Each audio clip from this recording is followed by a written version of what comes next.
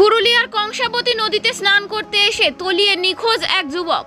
বৃহস্পতিবার ঘটনাটি ঘটে পুরুলিয়ার টামনা থানার অন্তর্গত শিমুলিয়া গ্রাম সংলগ্ন কংসাবতী নদীতে। নিখোঁজ যুবকের নাম বিকাশ দাস, বয়স 15, পুরুলিয়া জেলা স্কুলের 10ম শ্রেণীর ছাত্র। সে বাড়ি পুরুলিয়া শহরের চিরাবাড়ি এলাকায়।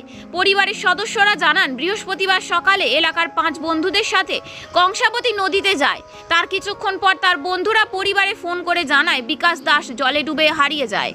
এরপরেই পরিবারের লোকজন ছুটে আসে ঘটনাস্থলে। খবর পেয়ে পুলিশ ও বিপর্যয় মোকাবিলা দপ্তরের টিম ঘটনাস্থলে পৌঁছে যুবকের খোঁজ শুরু করে। তবে বেশ কয়েক ঘন্টা পেরিয়ে গেলেও যুবকের কোনো খোঁজ পাওয়া যায়নি। ঘটনায় কান্নায় ভেঙে পড়েছে নিখোঁজ যুবকের পরিবার। দেখুন বিস্তারিত। বিদ্যুৎ মল্লিকের রিপোর্ট, খবর পুরুলিয়া 24x7।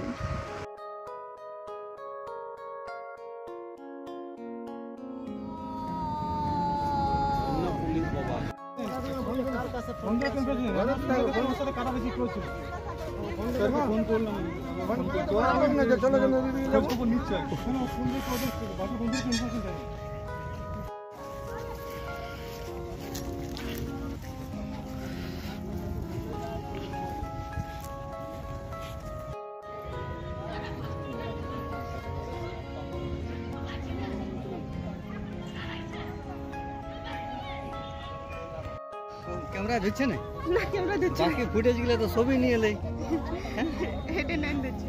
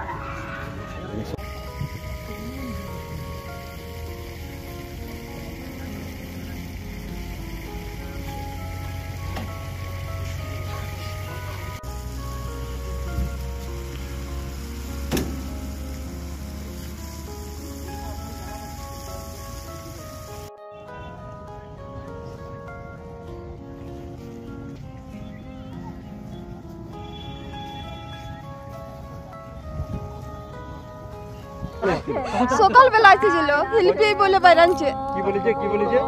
বলেছে মা আমি খেলতে যাচ্ছি হিলপি। তারপরে 5টা বন্ধুর সঙ্গে আসছিল আর এসে নিয়ে ছেলেটাকে খুঁজে পায় না। তখন ওর বন্ধুই ফোন করেছে ওর বাবাকে যে মানে বিকাশকে খুঁজে পাওয়া যাচ্ছে না।